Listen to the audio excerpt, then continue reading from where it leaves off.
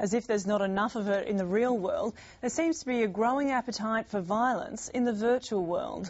Video games, including many that stimulate violent acts, have become big business. The question facing Australia is whether to join other countries and introduce an 18+ rating for the more extreme material, or just continue to ban it.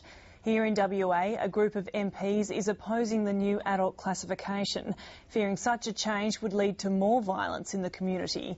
Eliza Borello reports, and a warning, this story contains some violent images. Get the hell away from those windows and secure the top floor! Move! Gunfights, wars and mass killing.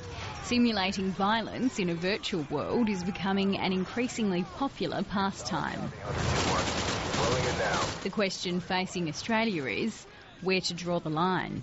I think if you look at the gaming industry, they do see Australia as, a little bit of a joke, a little bit behind the times. We do need to protect children. They don't have the capability yet to determine themselves what's right, what's wrong. Who's milk? It's an issue that's close to home for mother and State Liberal MP Liz Bejat. Mrs Bejat and 12 of her parliamentary colleagues are fighting a proposal for a new R18+ classification, which they claim would open the floodgates to even more violent and graphic material. Mrs Bejat's 12-year-old son Ali is a keen gamer. Like most parents, she wants to avoid him being exposed to violence and sexual imagery, which she says there's already too much of on the market.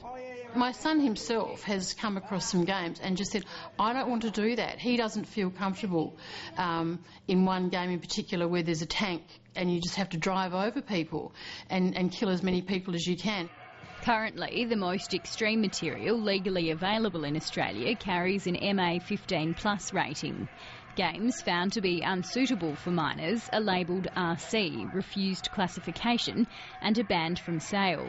What the censorship ministers are currently trying to decide is whether an R18+ classification should be introduced.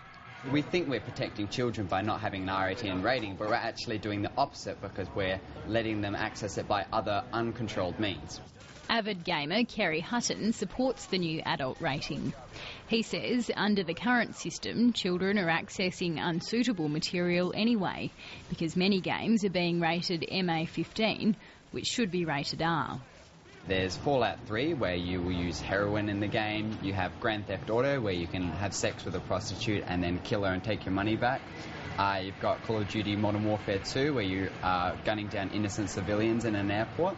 The argument against that would then be, well, let's talk to the classification board and tell them that they need to be stricter. But according to the gaming industry, one of the biggest issues is banned games coming into Australia illegally. People are importing them, they're downloading them, they're pirating them. So what we're saying is if they're going to be here, let's at least get a classification label on them. But West Australian researcher Julian Dooley says US studies have shown adults-only ratings have their drawbacks, often making games more appealing to children. What they did was they took games where they put an R18 classification on some and not on others, the same game, and younger kids were more likely to want the R18 one. Dr Dooley says research has also shown a link between simulating violence in video games and aggression among gamers. The games themselves are associated with an increase in aggressive behaviours, thoughts and feelings.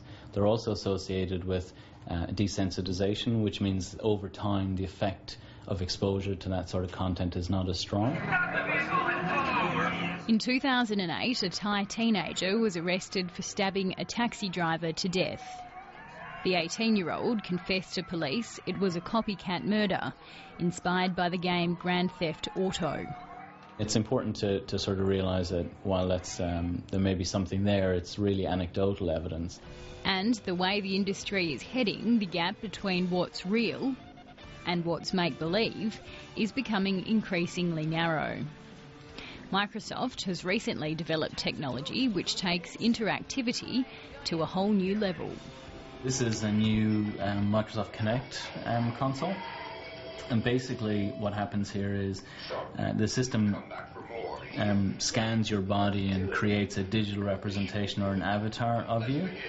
And you can see the character following him across. So this is this guy's avatar, and you can see every movement that he does, the avatar does. Australia is currently the only developed country without an adults-only category. And the billion-dollar Australian industry says that's restricting its growth for little benefit. Financially, what we've seen is when a game is refused classification and modified, that it significantly slows down the sale of that game. A discussion paper on the issue, released by the federal government, received almost 60,000 submissions. 98% of them were in support of an R18 plus classification. Well, it was outstanding. I mean, more people signed the petition for an R18 than they did opposing work choices. The classification code can only be amended with the agreement of Australia's censorship ministers, the Federal Home Affairs Minister and the State Attorneys General. They're due to meet again in November. In the meantime, there's likely to be plenty of lobbying from both sides. We shouldn't be trying to protect the children by banning it altogether. We should leave that up to the responsibility of the parents. But according to Lise Bejat, that's easier said than done. I think that's just putting added pressure then onto parents and others who are supervising children to, where is that game, who's got it, what are they doing? If it's not available, they're not going to have access to it. Well, you're not going to beat me, Keegan. Okay, that's final. My house. I beat you before, eh? That was one off. I beat you last time. One off. Eliza Borrello with that report.